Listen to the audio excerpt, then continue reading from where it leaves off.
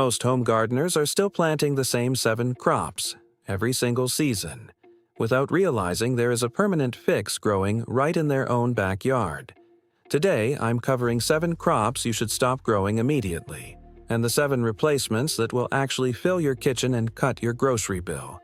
No acreage required, no fancy equipment required. And number 4 on this list is the one nobody expects, and it will completely change what you think is possible in a small home garden. Stay with me, because the bonus tip at the end of this video alone is worth watching every single minute. Before we get started, be sure to check out the plants, tools, and products featured in this video. Everything you need is linked right in the description below. If you've ever stared at a scraggly zucchini plant taking up half your garden, or watched an entire row of corn do absolutely nothing for 3 months before giving you 6 ears, this channel was built specifically for you. Real gardeners, real space limitations, real frustration with plants that promise everything and deliver almost nothing. Hit that subscribe button right now. Every week, this channel gives you exactly what you need to grow smarter, spend less, and actually eat what you plant. Subscribe and let's get into it. Crop 7. Giant pumpkins. Stop growing them. Start growing winter squash instead. Most people hear pumpkin and immediately picture a patch of orange globes they can actually use. Here's the reality. Most home gardeners are growing decorative varieties that sit on a porch for 6 weeks and then go in the trash. And here's what nobody tells you. Standard jack-o'-lantern pumpkins give you almost 0 usable food per square foot of garden space. You're devoting 50 to 80 square feet per plant to produce something you'll hollow out and compost. That's not gardening. That's expensive decoration.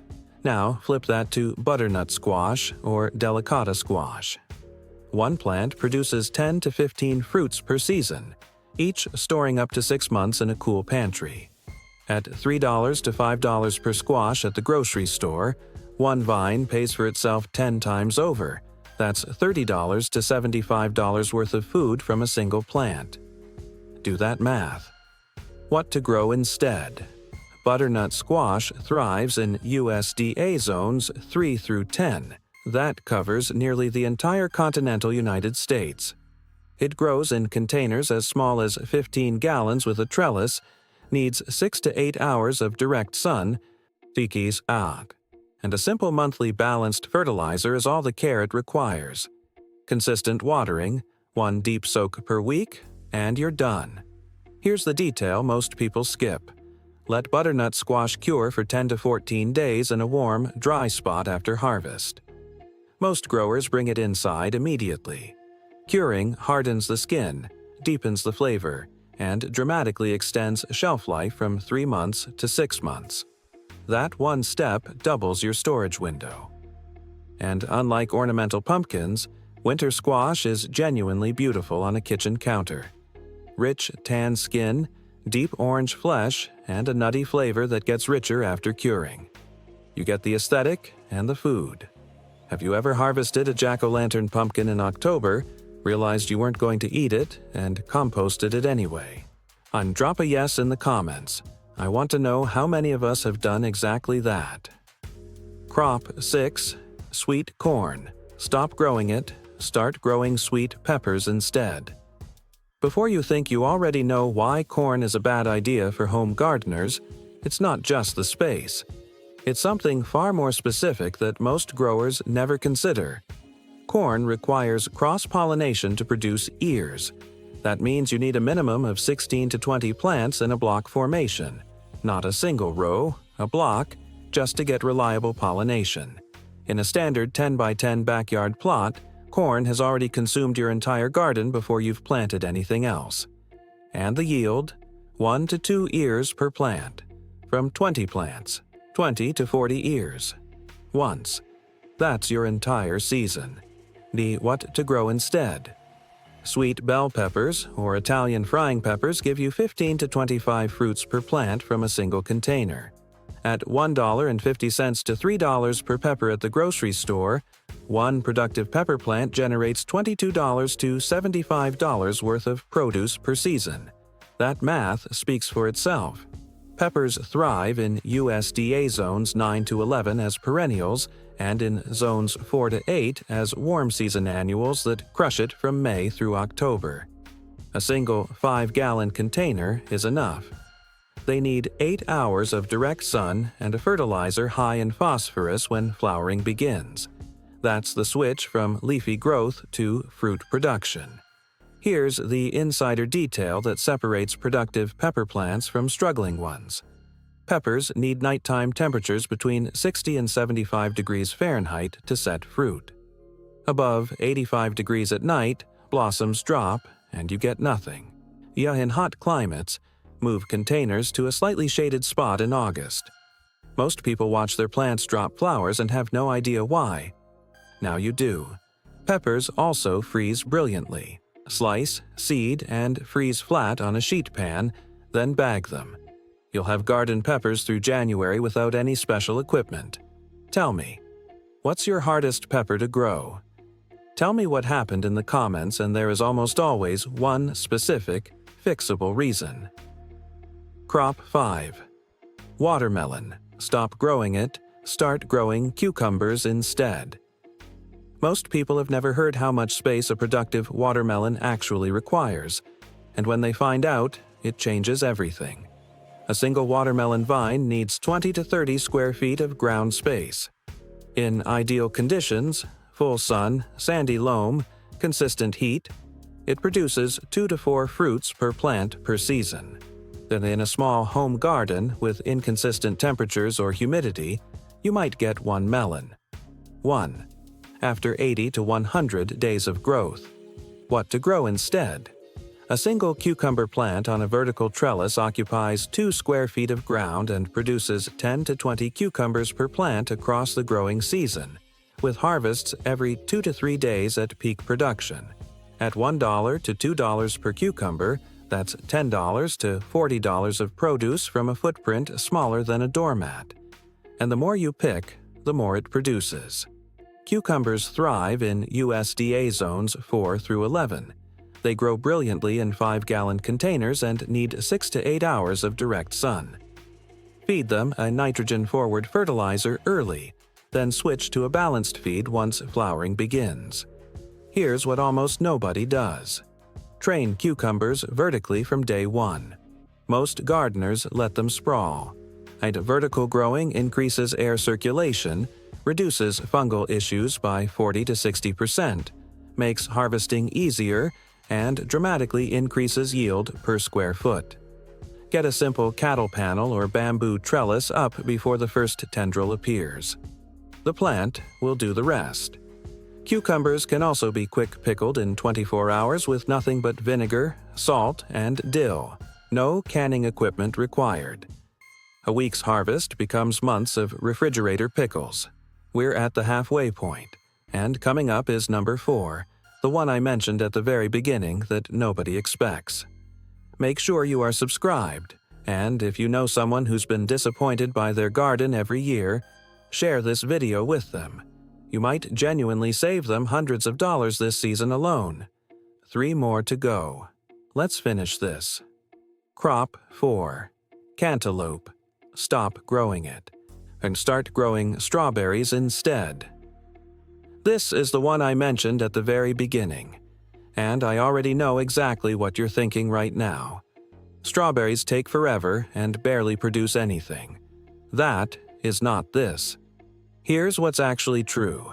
Cantaloupe has a brutal set of requirements. Full sun, consistently warm soil above 70 degrees, near zero humidity for flavor development, and 70 to 90 days from transplant to harvest.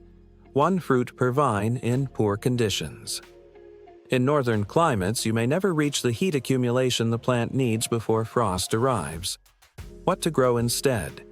Day-neutral strawberry varieties, Albion, Seascape, San Andreas, produce fruit continuously from planting through the first hard frost. Not just in June. Continuously.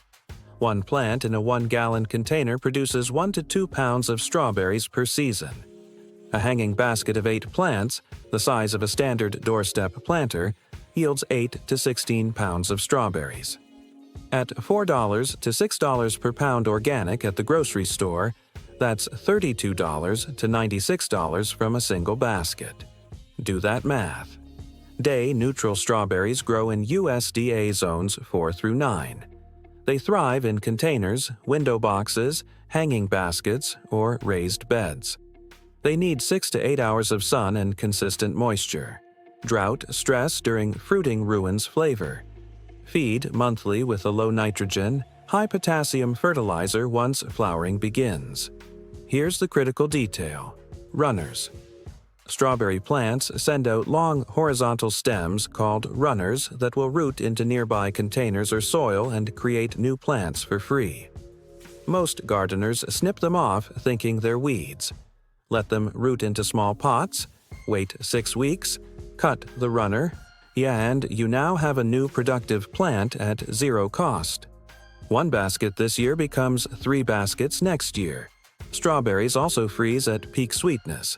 Wash, hull, freeze flat on a tray, then bag. You'll have summer-quality strawberries in December. Have you ever paid $6 for a small plastic container of mediocre grocery store strawberries when you could have grown twice the quantity yourself? Drop a yes in the comments. Crop 3. Broccoli. Stop growing it. Start growing kale instead.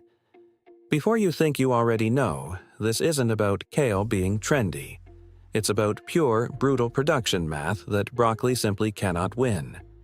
Broccoli is a cool season crop with a 60 to 80-day growing window. It produces 1 central head per plant, approximately 6 to 8 inches across, and then it's done. Unless you catch it at exactly the right temperature window, it bolts to flower, and the head becomes bitter and loose. You get 1 shot per plant per season in most climates. What to grow instead?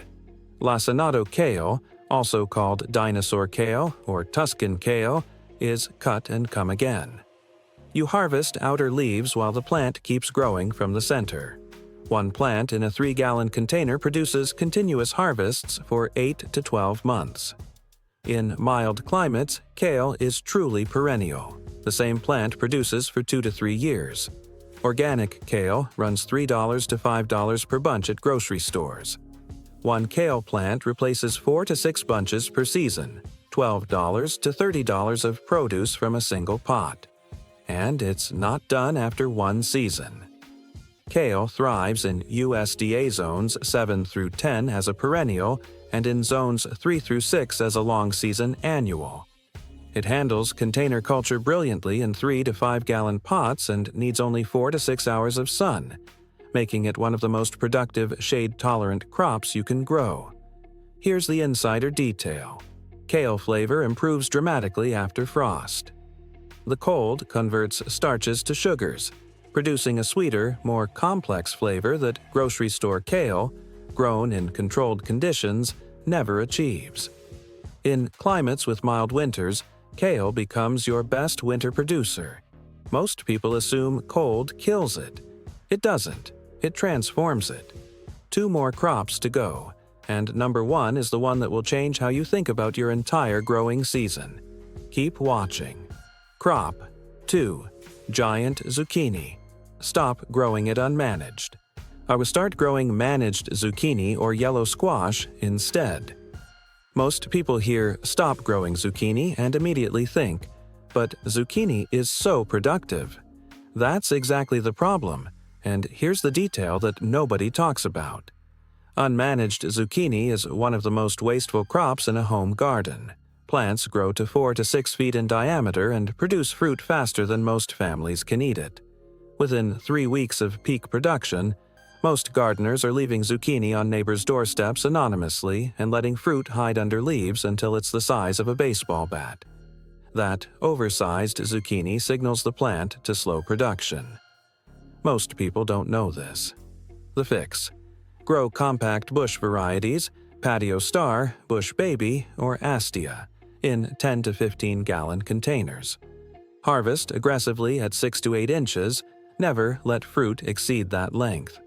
Remove every single fruit that reaches 8 inches immediately, regardless of whether you need it. This constant harvest signals continuous production. One managed compact zucchini plant produces 3 to 5 pounds per week for 10 to 12 weeks, 30 to 60 pounds per plant per season. At $2 to $3 per pound, that's $60 to $180 of produce. From one container. Compact zucchini grows in USDA zones 3 through 10. Container culture in 10 to 15 gallons is ideal. It needs 6 to 8 hours of direct sun. Feed with a balanced fertilizer every 2 weeks once flowering begins. Here's the critical insider detail that most people skip entirely. Remove half the leaves once the plant is mature. Zucchini leaves are enormous and shade the developing fruit, reducing sun exposure and slowing ripening.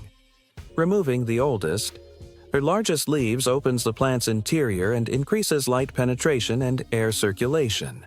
Most gardeners are terrified to do this, the ones who do see dramatically better production. Which zucchini variety are you planting first this season? Tell me in the comments. Crop 1. Tomatoes grown wrong. Stop growing the wrong varieties in the wrong space. Start growing the right tomatoes. I saved this one for number 1 deliberately. Not because it's the most dramatic swap, because it's the most important mindset shift in home gardening. And I already know exactly what you're thinking. I love tomatoes. I'm not giving up tomatoes. Good. You don't have to. Here's the problem. Most home gardeners plant indeterminate beefsteak or heirloom varieties, Brandywine, Cherokee Purple, Mortgage Lifter, in standard containers or small raised beds. These varieties grow to 6 to 8 feet tall, require aggressive staking and pruning, and produce fruit on an irregular schedule across a long season. In a small garden, they become chaotic, sprawling structures that shade out everything nearby, require constant management, and deliver inconsistent results. What to grow instead? Determinate container varieties, Patio, Bush Early Girl, Tumbling Tom, Floridade, grow to 2 to 3 feet, produce a concentrated crop of 15 to 30 tomatoes per plant within a 4 to 6 week window, and require nothing more than a single stake or a small cage. 1 5-gallon container per plant. At $3 to $6 per pound for quality tomatoes, and with a 5 to 10 pound yield per determinate plant per concentrated season, you're looking at $15 to $60 worth of tomatoes from a single pot. Sales Determinate tomatoes thrive in USDA zones 5 through 11. They grow brilliantly in 5-gallon containers and require 8 hours of full sun. Non-negotiable. Feed with a tomato-specific fertilizer, higher in phosphorus and potassium, once the first blossoms appear. Here's the detail that separates successful tomato growers from frustrated ones. Calcium. Blossom end rot, that dark, sunken scar on the bottom of tomatoes, is the single most common failure point for home growers, and it's not a disease. It's a calcium deficiency triggered by inconsistent watering. When soil moisture fluctuates dramatically, calcium can't move into developing fruit. The fix is simple. Consistent, deep watering on a regular schedule. Never letting the soil go bone dry between waterings. In containers, add crushed eggshells or a calcium supplement to the soil at planting. That one detail alone eliminates the single most frustrating tomato problem in home gardening. Tomatoes are also the easiest crop to preserve in bulk. Whole roasted, then frozen flat. No canning required. You'll have deep, garden-quality tomato flavor through February. I promised you this at the very beginning, and here it is. This applies to every single crop on this entire list, without exception. The number one reason home gardens underperform has nothing to do with sunlight, varieties, or fertilizer. It's soil temperature. Most gardeners plant into cold soil in spring. Wonder why seeds take forever to germinate, and why transplants sulk for weeks and assume they've done something wrong. Oh, here's what's actually happening. Soil below 60 degrees Fahrenheit suppresses root growth and microbial activity in the root zone. Your plants are alive, but they're barely functioning. Warm the soil and growth accelerates dramatically. The solution is free. Use black plastic mulch. A piece of black garbage bag works perfectly, laid directly on the soil surface for 7 to 14 days before planting. Black surfaces absorb solar energy and transfer it into the soil. Soil temperature can increase by 8 to 15 degrees under black mulch in that window. That's the difference between 45-degree soil that suppresses growth and 60-degree soil that activates it. 3 benefits: faster germination and establishment, improved microbial activity that converts nutrients into plant-available form, and suppressed weed seed germination underneath. You get warmer soil, better nutrition availability, and fewer weeds from a piece of black plastic you already have. For established plants, switch to organic straw mulch after planting. Straw insulates soil, retains moisture, and moderates temperature swings, the enemy of consistent production. Most garden centers charge $8 to $12 per bale.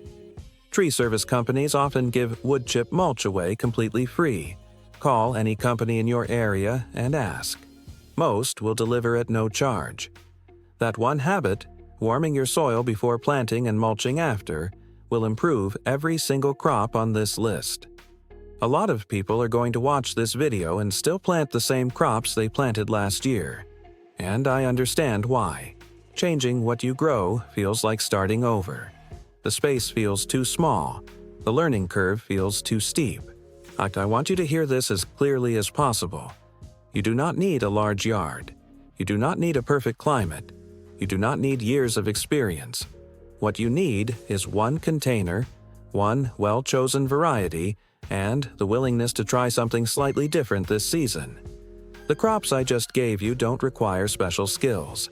They require correct decisions, varieties that match your space, growing methods that maximize what you have, one insider detail per plant that changes everything.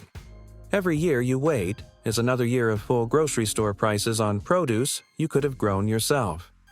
Every season you plant the wrong crops is another season of frustration, wasted space, and wasted money. Start with one. Just one of these 7 swaps. 1 compact determinate tomato. 1 vertical cucumber. 1 day-neutral strawberry basket. That's the entire entry point. If this video gave you something real today, subscribe right now. Not at the end, not later. Because later has a way of becoming never. Hit subscribe and turn on notifications. Every single week, this channel gives you exactly what you need to grow smarter, eat better, and spend less at the grocery store, with the space you actually have, not the space you wish you had. Drop a comment right now telling me 2 things: where in the world you're watching from, and which one of these 7 swaps you're making this season. I read every single comment, every one. Where are you watching from, and which swap are you making first?